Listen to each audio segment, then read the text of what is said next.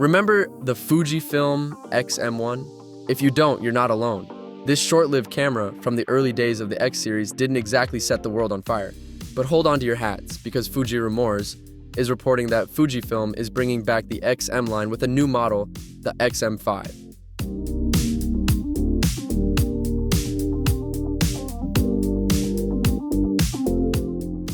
The original XM1 hit the market in summer 2013, sporting an unusual combo of an X-Trans 1 sensor and X-Trans 2 processor.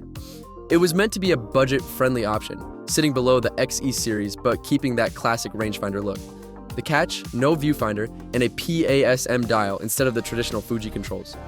Unfortunately, the XM1 struggled to find its audience. Camera enthusiasts gravitated towards the better-equipped X-E1 and later X-E2, while newcomers opted for the cheaper X-A1, which shared the same body but had a standard Bayer sensor.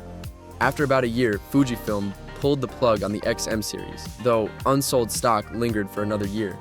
Details about the rumored XM5 are scarce, but there are several features Fujifilm should consider for a successful revival. The camera should maintain the classic rangefinder-style body, similar to the X106 and X-E4, while aiming to be the smallest interchangeable lens X-series camera ever. Reverting to Fuji's traditional controls by ditching the PASM dial could appeal to brand enthusiasts. Incorporating the proven 26 MP X-Trans IV sensor with the X processor V would deliver great results without breaking the bank. To keep costs down.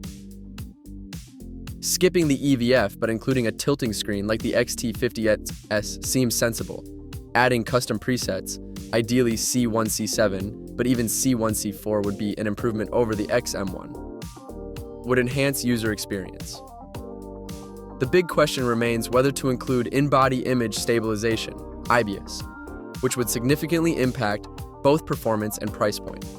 Including in-body image stabilization would be a game changer, but it would also drive up the price.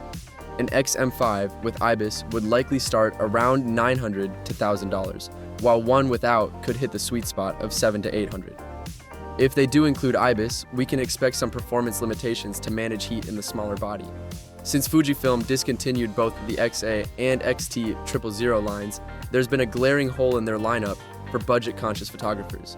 The XT32 is currently the closest thing to an entry-level option, but it's still a bit pricey for many. I can't tell you how many times I've been asked for advice on an affordable Fujifilm camera, only to come up empty-handed. The XM5 could finally give Fujifilm a true entry-level option, positioning it below the discontinued X-E4, the eventual X-E5, and the XT32. It's a smart move that could bring a whole new group of photographers into the Fujifilm ecosystem. Of course, this is all speculation based on rumors. We'll have to wait and see what Fujifilm actually delivers. But if they play their cards right, the XM5 could be the budget-friendly X-series camera we've been waiting for. Keep your eyes peeled for a potential announcement. In September or November, Fujifilm loves those months for big reveals.